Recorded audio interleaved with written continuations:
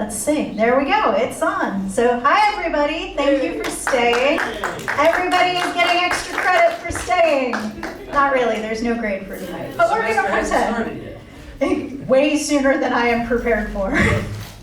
So my name is Dina Massace and I am the project director for CharLOL, which is a 3.5-day literary arts festival that we are going to have in Charlotte, September 26th through 29th. So that's very, very soon. And I hope you ask me all the questions about CharLOL because I really, really want to talk about it. But that is not why I am here.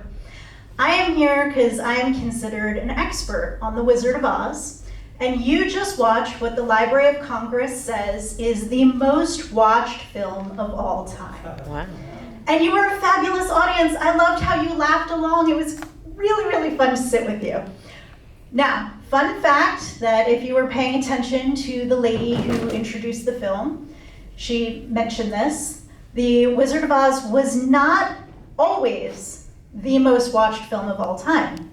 So it came out in 1939. MGM made it as a prestige piece. It was meant to win all the awards that year. And it lost most of them to Gone with the Wind. It did not become really popular until the 50s, when it started being televised annually. And I find that really funny because in the 50s, televisions were black and white.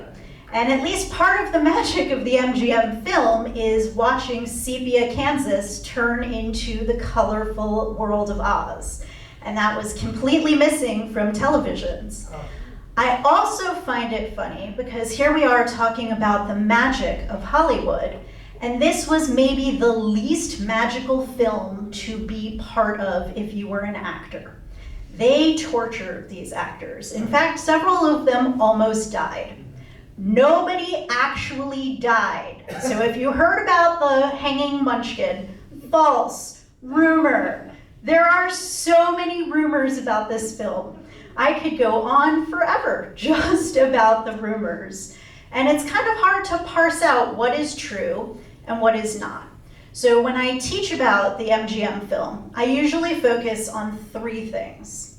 I talk about the book that L. Frank Baum wrote and how true or untrue to the book this film is.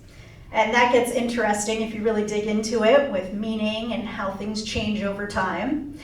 I talk about influences. So we have all sorts of influences. You have some silent films that influence the MGM film. You have vaudeville that influence the MGM film.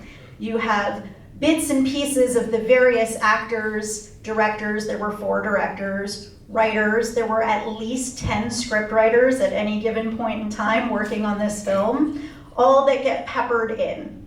And then it's a lot of fun to talk about the actors themselves. This film had a huge impact on a lot of their careers. It had a huge impact on a lot of their lives. And of course, there are all kinds of weird behind-the-scenes stories that are fun to share.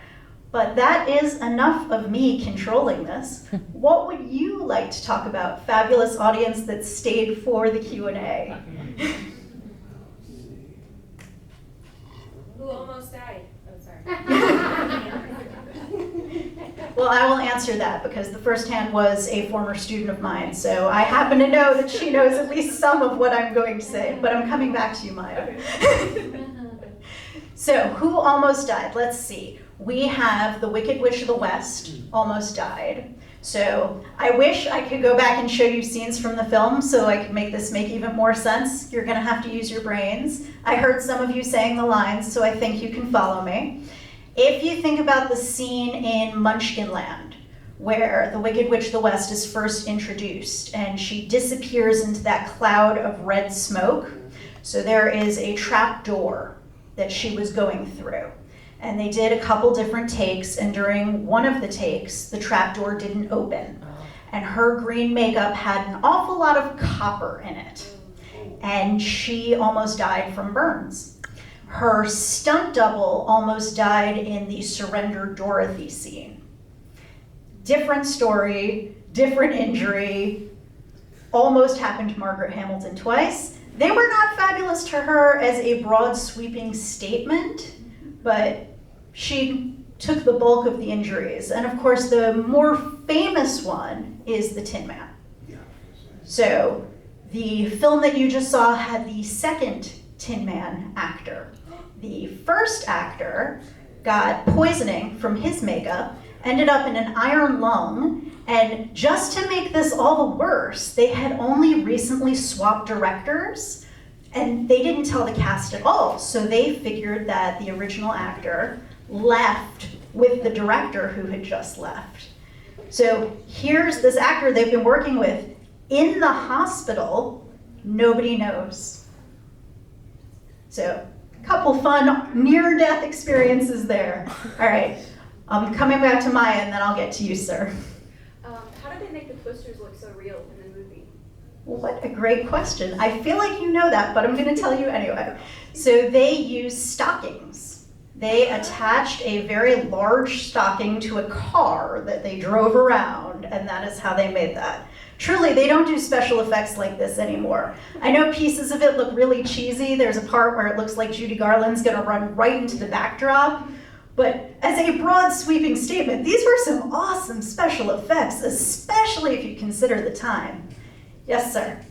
So I understand that the original Tin Man was Buddy Epson, was that correct? Yes, and that's that makeup I was talking about. Yeah.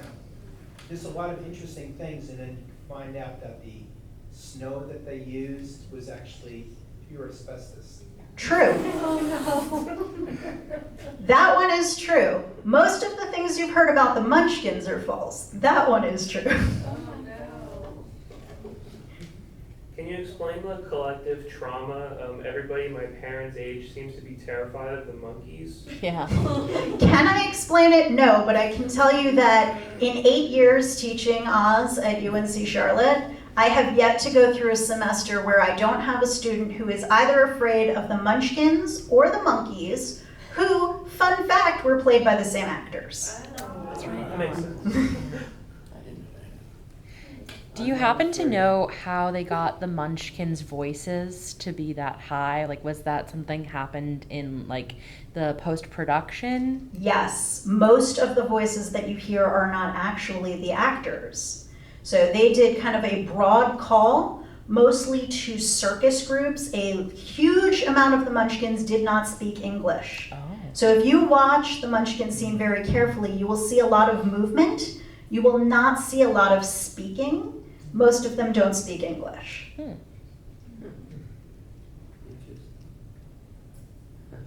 I noticed that Dorothy's hair length changed throughout the film in different scenes. Is that just because of how long it took to film, or what was the reasoning behind that?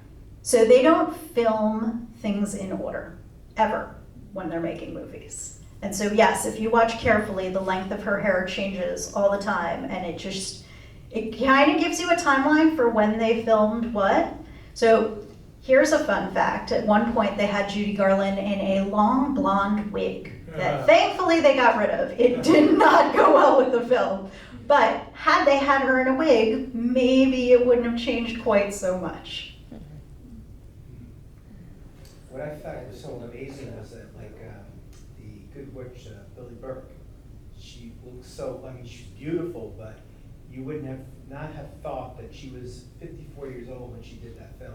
You think she was much younger. She had a very youthful appearance in the film. That is true. I don't know that that is a question I can answer, though. Yes, Who was sir. the choreographer?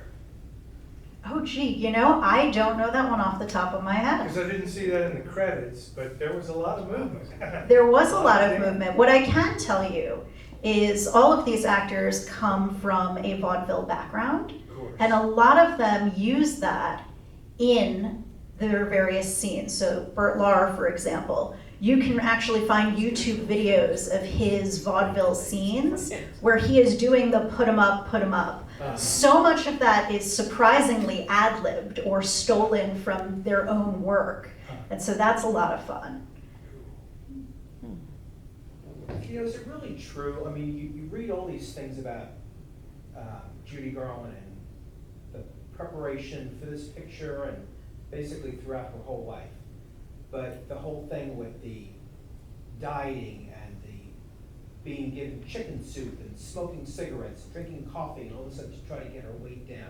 Was that kind of fabricated, or is a lot of that true? A lot of that is true.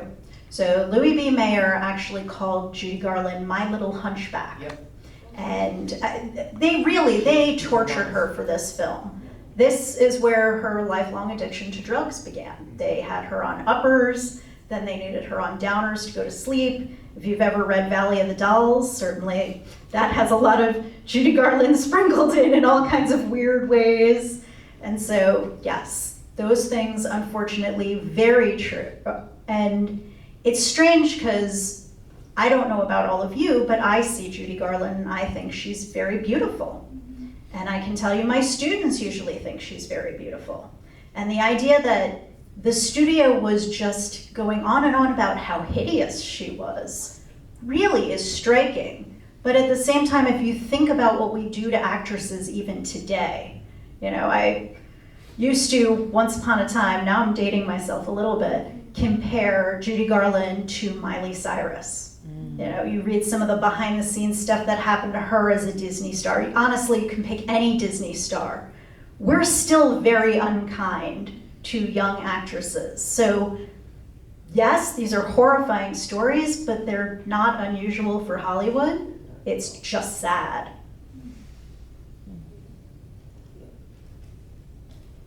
And then, is there truth to that they had actually considered deleting the scene where she sings Over the Rainbow? Yes, that is true. They, Somewhere Over the Rainbow almost did not make it into the MGM film. So there are a lot of scenes that got cut, almost got cut, might have gotten cut. I know there's the very brief mention, I sent a little insect ahead. That if you caught that and scratched your head and said, I have no idea what that is, there's an entire song called the Jitterbug that was cut out. And that refers to that. Now, it's kind of interesting because the MGM film is mostly timeless, and had they put the Jitterbug in, it would have hard dated the film. Yeah, that's for sure. Yeah, don't be shy. What are you guys doing at CharLOL? Thank you! My favorite question ever!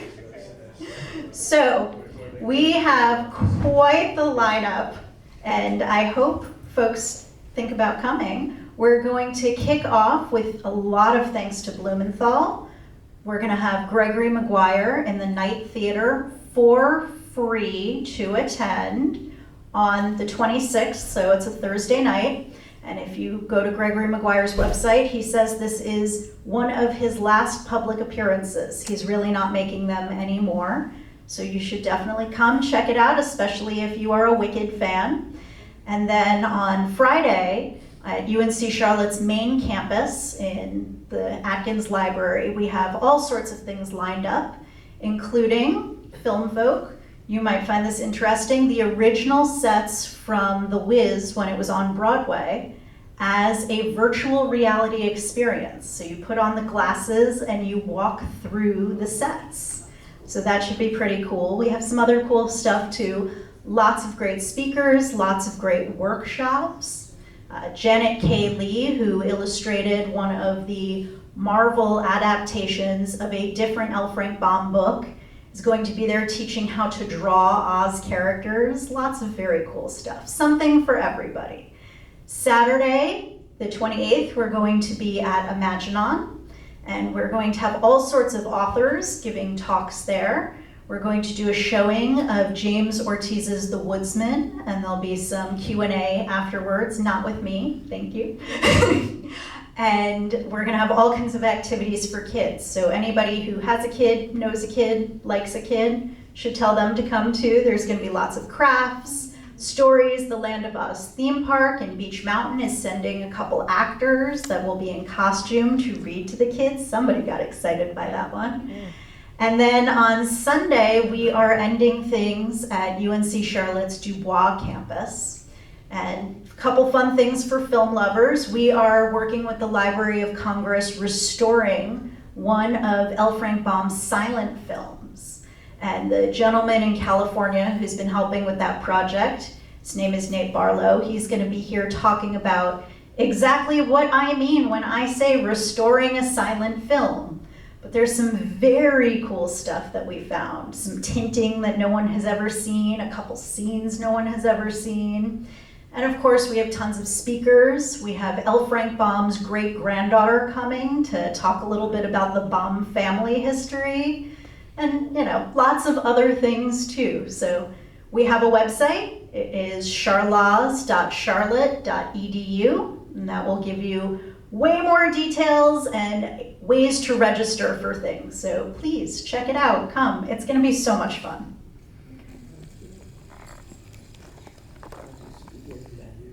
Yep, you got it. charlaws.charlotte.edu. I promise if you Google CharLOL, it's the first thing that comes up. Anything else I can answer for you guys? I know, it's late, it's past my bedtime. I have one question. Yes. And I was sort of saving this towards the end because it's not really about the movie. That's okay. But I'm interested in your opinion on this, which is, at a certain point in my academic career, I became very affixed with Henry Littlefield's Oh gee, yes. Wizard. The Parable on Populism. Parable on Populism, and the more I watch this movie and the more I read subsequent other Oz books, and I see it very clearly, so I'm wondering where your brain lives in this. It's not my brain. I'm going to tell you right now, Okay. Jay. I'm going to send you this article. It is written by Littlefield explaining. Okay, let me back up. Yeah, so For everybody in the audience who has no idea what we're talking about. Yeah. Once upon a time, this man, in the 60s, this man, Henry Littlefield, who was a high school history teacher. This is very important. I'm going to repeat it again. He was a high school history teacher, was trying to figure out how to teach populism to his students who did not want to learn populism. I can't imagine that you understand what that's like, having students that don't want to learn something. And so he had this brilliant idea that he was going to use the Wizard of Oz as an allegory to teach populism. And he wrote this essay that was later published, and it is so well written that it is quoted up, down, left, right, all kinds of universities. There's an article written by a Cornell professor that uses it. I can keep going on that. It is not true. I have an article written by Littlefield that explains how he only wrote this to teach his students. He made it up. He ad-libbed the whole thing. There is zero fact to it. But it is so well written that everyone thinks it's true, which drives me nuts. This is fake news before fake news was a word. So no, Littlefield, fake news. But I guess my question isn't about that, because I know that side of it. My question is about works of art where clearly as they exist for extended periods of time become their own things. And I'm interested in it more because of adaptations, remakes. I mean, you could talk about The Wiz, you could talk about even Return to Oz. I mean, you could talk about The Woodsman even, where it's less about the actual intent of the author, Baum himself, and then Littlefield's kind of, hey, I'm just kind of making a hypothetical here, or lying about it, and more about what happens when a work of art means something to one audience in 1939, or before that with Baum's book, and as it evolves and newer audiences see it, and it means something different from them. And again, I'll use my own, I'm sort of a horror person. So Night of the Living Dead is like a perfect example where, George Romero will tell you on and on and on, this is not a civil rights allegory, this is not, zombie movies are not about, all those things, but an audience kind of then watches it through a lens. And to me, again, this is just why I say, how can it not be, even though Littlefield didn't mean it? I don't know how anybody can watch this movie in 2024 and not see Donald Trump. I don't know, this person behind this facade that gets given this godlike And so again, I'm just curious. But Jay, Yeah. some people without brains do an awful lot of talking. Well, again, in Littlefields, the scarecrow is the education system, right? So I mean. No, he was the poor Kansas farmers. That was the, You don't want to dig into Yeah, no, Littlefield. I'm just curious, I was just curious. No. Yeah. So I hear you asking two questions Yeah. blended together. So one question is about who is the authority on a text, the creator or the viewer who interprets it their own way. And I can tell you that there are tons of different academic silos that would argue different things with that. I'm not touching that one. I think that is up to the individual. So certainly the creator has their, this is what I meant to create, and then the audience contributes to that. I will not knock that. I think the other piece that's probably easier to speak on is how things adapt over time and what that means. And so in L. Frank Baum's books, Dorothy's shoes are silver. In the MGM film, Dorothy's shoes are red. At the grand scheme of things, this is meaningless. The reason why MGM changed the shoe color is because red played better on Technicolor and they wanted to show off their shiny new toy. I get it. But where this becomes interesting is if you start tracking how it's evolved over time. If you ask just about anyone, Dorothy's shoes are red. And that's a tiny one. The witches are sisters in the MGM film. Baum did not write sister witches. Baum also wrote extra witches that don't even appear in this film. What we as a culture, as a society know is sister witches. I was just talking about Gregory Maguire in Wicked. Man, does he play into that. He keeps 3 witches. He doesn't add the extra witch. He plays around with Dorothy's shoes a little bit, but the story has changed. And I think that speaks to what becomes prevalent in our culture. And MGM changed The Wizard of Oz very, very clearly. I can point out even more ways that we think of the story as this story and not L. Frank Baum's story. And if we want to extend it further, Wicked has changed The Wizard of Oz. And some of the things we think of now are more Wicked and even less MGM and really less L. Frank Baum. And if we really want to layer this more, what is the entry point? Once upon a time, the entry point was the books, then it changed to MGM. When I was a kid, everybody knew the MGM film. That was the entry point. If you ask most of my students now, Wicked is the new entry point, specifically the musical, not the book, which also is interesting and layered and different and adapting. And so more than the Littlefield and more than a definitive meaning, what I find interesting about adaptations is how it changes and how it continues to change. It's almost like if you had a kid and you called them Junior, but you had the same name as your kid, and then they had a kid that was the third, and all of a sudden, who is whatever the original name was, because it's changed over time. And I think that is what we see with a story that has lasted this long. I hope that made sense. It is past my bedtime. It did.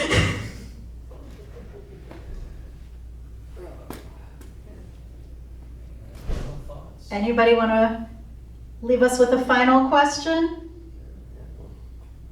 I was gonna ask why the Jitterbug was cut, but I was curious, but you didn't. Well, thank you. That was my other question. All right, I'm ending with one last CharLOL plug. Truly, I hope to see you all again at the end of September. It's not that long from now. It's almost a month away. So please look at your calendars and think about joining us. And thank you so much for joining us tonight.